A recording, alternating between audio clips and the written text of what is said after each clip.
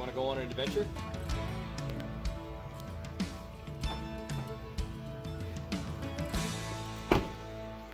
Get in. Let's go.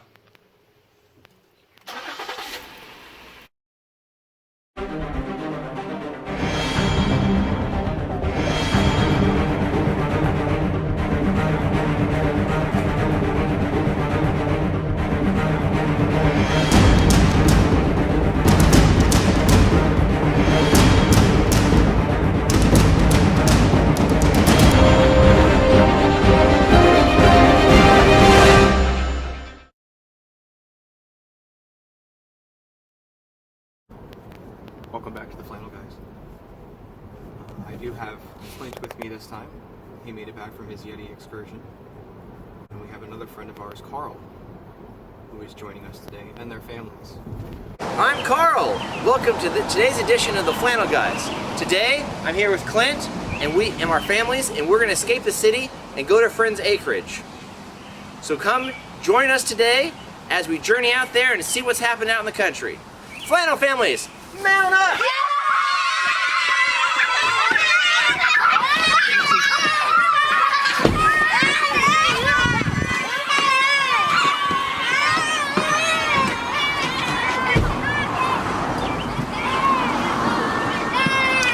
We are headed out about an hour outside of town to a friend of ours named Tim and his wife Carolyn's acre-and-a-half homestead.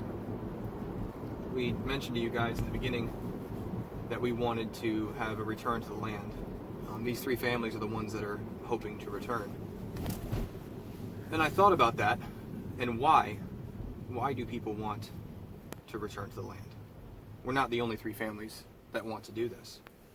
There are dozens of TV shows right now about people making it off-grid. There are probably thousands of YouTube channels about people having these little homesteads and farms. And then it kind of dawned on me why people want to do this. This is Memorial Day weekend, the day we remember the thousands and thousands of people who have died for this country, in war specifically. And what did they die for?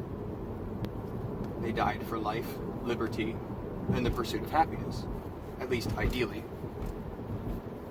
And what is commonly referred to as the American dream.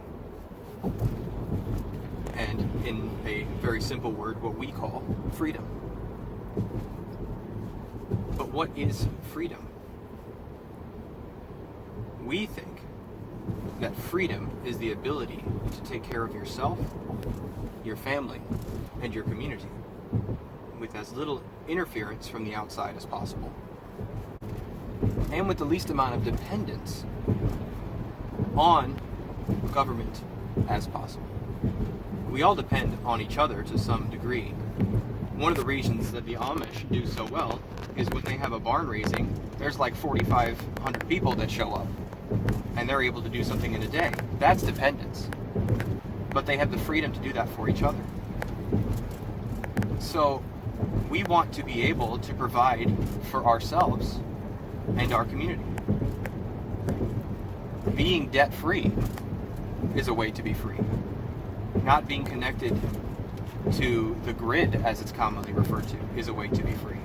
So one of the things that we aim to do as this little community of families is to make our own electricity, to make our own heat, to make our own food. We're aiming for about 80% off-grid living. Nobody can do anything by themselves. So that's why we have this little group. So we're going to go see what Tim has going on. We've never been there. Sorry about the bridge, it's very noisy. But he has goats, he has chickens, he has sheep, he has bees, and he has some gardens. And we're going to take a break from the city that we just left behind and spend a few hours out in the country, hopefully living in what will eventually be our future. It's Carl again. Now we're in the car with our large extended family with Clint and his crew. The Flannel families are taking a journey out to this farm across the river here as we're going to journey onto the path. It's about an hour away from where we currently live. We're excited to join with Clint and his family, and along with Brian, who's going to meet us there, to see today some chickens, some goats, some sheep, and not only just what they do in the farm, but the more self-sufficiency aspect of how this farm operates. It's a family we've just started to know, and they welcomed us to their acreage to kind of learn about what it takes to operate in this lifestyle. I've known Clint and Brian for a couple years now, and I'm excited to join them on this journey as our family, my wife and our children, also learn about the importance of getting back to the land and restoring the old ways. So thank you again. I look forward to seeing you there.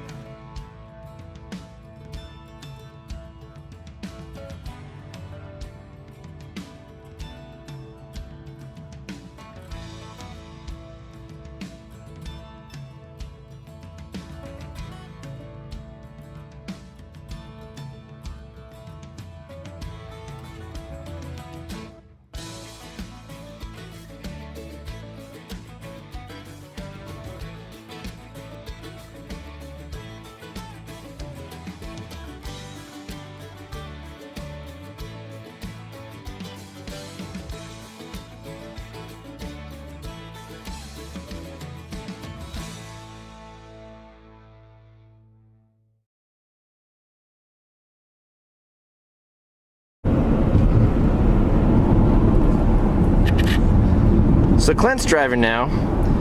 I got tired, and I wanted him to be able to talk a little bit about what he's really excited for. And so I'm going to pose a question to Clint that on this journey out here, he's had a lot of time to have some introspective thought and envision what this farmstead's going to look like and what kind of questions he's going to have so he can gain some wisdom as well. So Clint, in your observation of where we're going, in anticipation of what we're about to see, what kind of questions do you envision? What are you most excited for while we're going out there? What? Clint, pay attention to the road. There was a deer right there. I almost panned closer to see it. You got to be focused here. Come on now. Oh, sorry. A turn's coming up, Clint. Focus on the road there, okay? We got families in the car. We are almost there. In fact, I can see the homestead coming up. So, Clint, as we turn in here, what are your thoughts about the excitement we're about to see, the homestead that we're about to... Oh, Clint, didn't you hear it? This is our turn right here. Don't miss it. Come on, Clint, pay attention. Thank you, there we go. Make that turn, make that turn. Goats! Goats? Farmland? We're about to see it all. We are excited. Flannel families, dismount!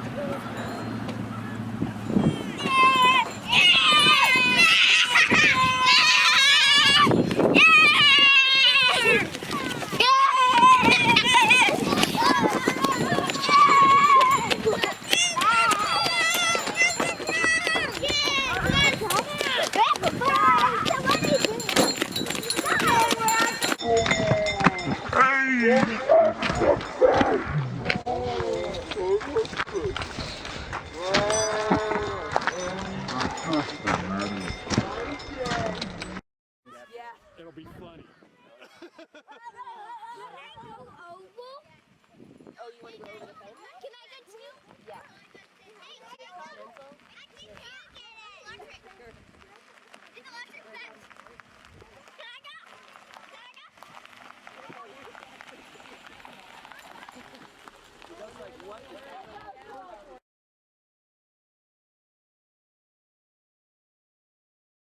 How long you think it should take? Add like 4 minutes, and then she'll be ready. Ouch! You're such a jerk! I am recording too. Good, I have to put it on there.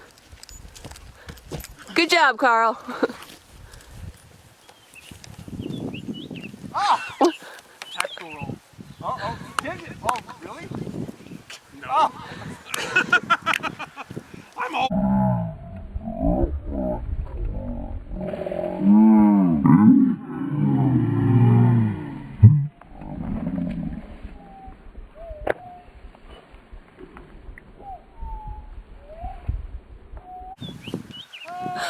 Alright, cool. Is he alive? Right. What? You flying in the water? And there. Oh no. You're gonna have to pass again. I got it. Here we go. Oh yeah.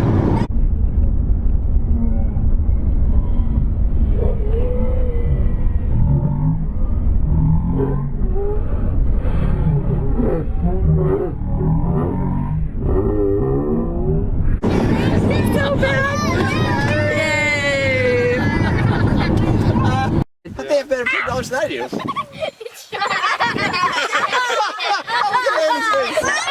what it does. But imagine touching that with a wet nose. Yeah, they don't like They like just change it up. Like, oh, it's a little